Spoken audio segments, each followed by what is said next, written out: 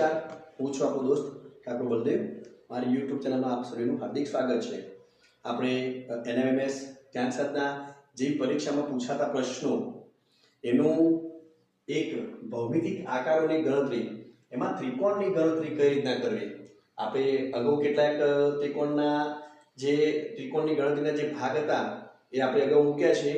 હવે બીજો એક આગળ એક આ રીતનું કદાચ ત્રિકોણ પૂછાઈ જાય તો આમાં કુલ કેટલા ત્રિકોણ છે તો એની ગણતરી કઈ રીતના કરવી તો એ આપણે અહીંયા જોઈશું.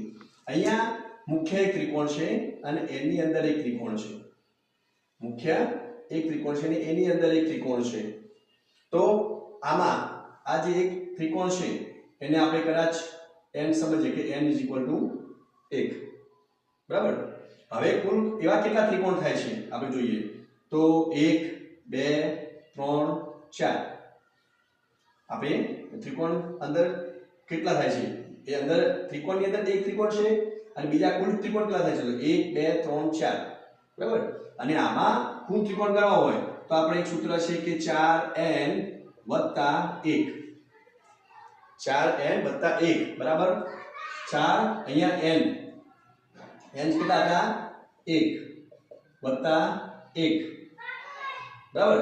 તો 4 એકા 4 વત્તા આ મુખ્ય ત્રિકોણ થયું 1. તો કુલ કેટલા ત્રિકોણ થશે 5. કુલ કેટલા ત્રિકોણ થશે આમાં 5 ત્રિકોણ થશે. કેટલા ત્રિકોણ થશે 5.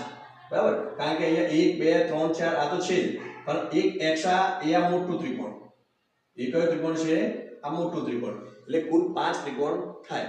તો આ રીતના આપણે ત્રિકોણની ગણતરી કરી શકીએ. જય માતાજી.